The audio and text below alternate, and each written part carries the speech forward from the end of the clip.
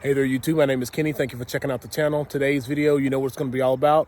1994 Yamaha Banshee. All right, everyone, before we get too deep into this video, go ahead and do the normal YouTube stuff. Hit that like button and subscribe. Turn on the notification bell so that the next time I upload a video, you'll be notified and you can follow these builds along with me. I have been kind of just doing one solid build with a couple of these, or just been doing a lot of stuff off camera. I feel like it can be a little bit more productive for me to go ahead and get these machines done rather than doing all the videoing and still trying to grow my following for right now. So what we have behind us right now is the 94 Yamaha Banshee that I've been working on.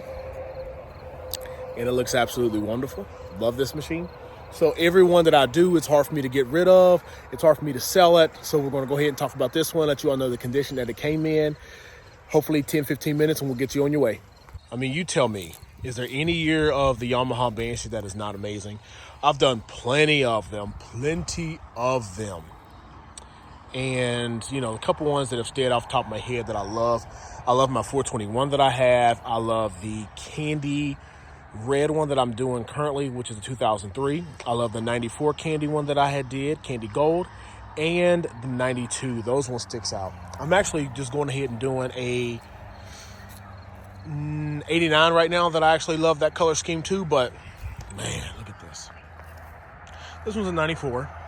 So if you all don't remember, this machine came to me as a 421. That machine I picked up from somebody down in West Virginia. I think a guy named Austin. I picked it up from Austin, and I sold a whole bunch of the stuff off of it and kept a whole bunch of other parts. So the machine came to me kind of like this.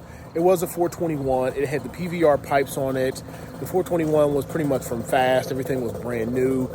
There was just some things that he just didn't have the time to get to, some of the small details. He didn't have his frame powder coated and, you know, a couple things like that. But this was a titled 94 that I got from him. And it allowed me to do this to it. So I have the plastics. What are those plastics? Full bore. I have the full bore plastics steel. I took the front arms off and put those on my 421. I put the swing arm on the 421, LSR rear end, the axle hubs, and all that stuff. I did sell the front hubs. Did I sell the rear hubs? I think I sold the rears too. Now I'm kind of regretting it, so I probably am going to go back around and buy them. I didn't know I already had the powder-coated orange ones, so I felt like, yeah, go ahead and just swap those over. Now I feel like I just went ahead and kept it all. So we got this one down to just being a frame. Then I went frame up. We blasted it, we powder coated it and everything. So before you all ask, I do not think that this is not close to factory color. Everyone, what's closest to factory? What's closest to factory? What's closest to factory? I can't say what is and is not close to factory. This color right here is polished aluminum. I know it's not close to factory. Or it's the Accurate Silver. I know it's not close to factory, or it might be close to factory, but it's not spot on. The only person who I know who has machines that are not that mint or collectors, you know, maybe Binky might have one. I do know Evan Snorgrass, he has one, or a couple of them. And Greg Ostrander, I know he collects some OEM as well. A couple collectors out there that I've kind of worked with over some time. And I don't have anything to compare it to. They still haven't found anything to be able to hit it spot on. And if they do find anything to hit it spot on, I'm pretty sure that's something that they would want to keep to themselves, you know, or else you'll have a million spot on looking machines. And it just kind of devalues theirs. So we have our powder coated frame, swing arm, everything is factory geometry. We have our rear shock, which was built by Ben Martins. I do all my rear shock work with him. And I think I've done front shocks with him too, but this one was rebuilt by him. It looks absolutely wonderful. I powder coated the springs. I did the zinc plating, but he did the rest of the rebuild. OEM exhaust. We have the OEM head, as well as the 2GU cylinders, OEM carbs, intake, air box, everything looking wonderful in there. OEM electronics and things. So I think we're at a 64.5 on there, 64.5. And we're running the 220 or 210 main jets. I get confused sometimes because I do so many of these things. It kind of makes you forget what's inside of what. But OEM, I'm wanting to say we run from 200, 210 to 220. That's what they've been released for from Yamaha. When I do these machines, if it is a 64 millimeter bore, I'll put the 200s in there in that area. If it is a 64.5, I'll bump up to 210s, and so forth. Give it a little bit more fuel for the little bit more displacement. Same intake, so if I had the airbox and stuff off, you'd play with the jetting a little bit differently on that. The seat is ATV Seats by Dylan. I did send this one out to him. He put this cover on himself, and then he sent it back to me. Wonderful wrap box. I do have some TikTok videos on that. OEM airbox cover, or airbox lid and airbox. OEM pipes. Only thing this machine has on it that is not from factory is the Taurus Delete. I still have the park brake and all that stuff still on there. We are running OEM tires, but these ones are not 94 specific.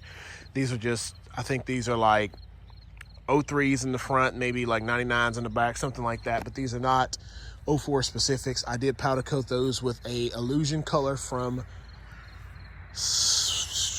Columbia Coating. So we have that. As far as kicking, this thing starts on first kick. My key is on. Our run is on. There's no hand on the throttle. We got our shifter down there. We are touching on it. Cold header pipes. Get my foot in good placement.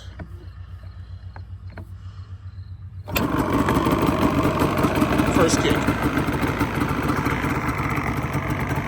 25 pilots.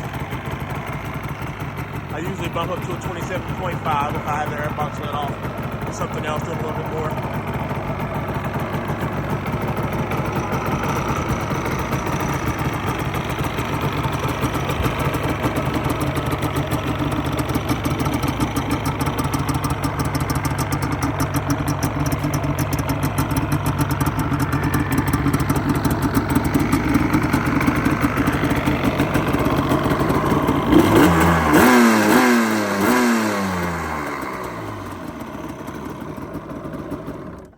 Does everything it should. Headlights are 94s. I got those from a guy. I'm wanting to say his name is Gordon. No, maybe not. Anyways, he was out west. We met through the listing that he had posted. He didn't want to ship them, and that's always a challenge. See, it's always a challenge to find parts. If any of you scammers are watching this video, stop scamming. It makes it challenging for people like me. If you're looking for something rare like 94 headlights or 92 headlights or the 89 headlights, which are red, it is hard enough to try to find them. Then you're trying to find them local. And then when you try to find them local, that's even a worse challenge because people have them out in some distance and then they don't want to ship them because everybody is like, all goods and services versus, goods and services definitely will hit you with some tax forms later on in the year if you sell so much money worth of stuff, and friends and family puts you at risk for stuff being stolen. So the guy had also just stated, with friends and family, it still puts you at risk for having stuff, it protects the seller. It protects the buyer, but not the seller so much. You can sell something to somebody and then they can file a claim on you after you sent it out.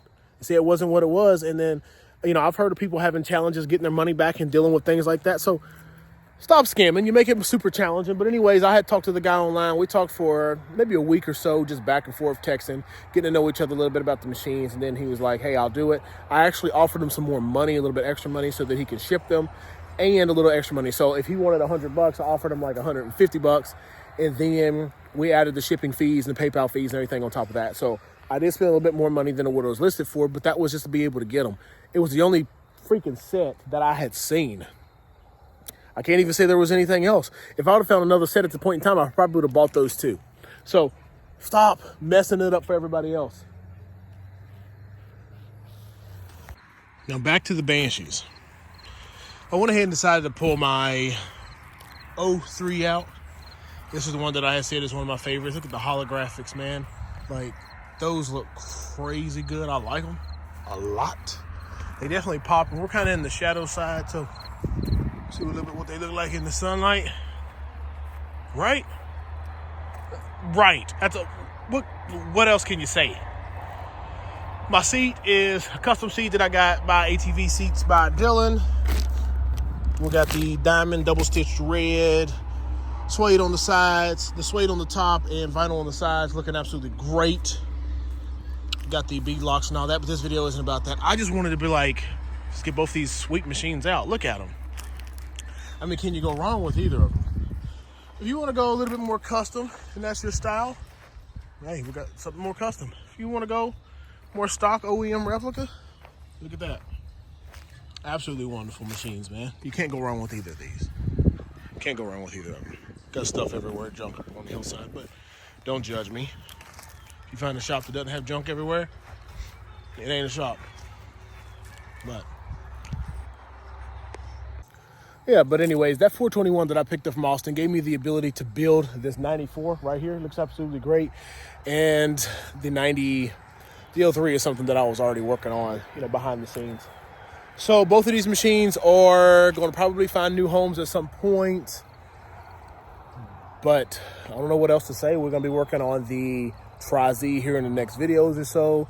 We're also going to be working on a 89 Yamaha Banshee. I might be getting my hands on another one and doing something else a little bit more custom. We will see how the cookie crumbles with that. But yeah, let's go. We'll see you in the next one. If you enjoy it, you should know when I upload a video, because you did hit the like, comment, you did subscribe to the channel, and you did turn on that notification bell and turn it on to all. So when you get the notifications when I upload something, all of them come up. All right, everyone, we'll see you in the next one.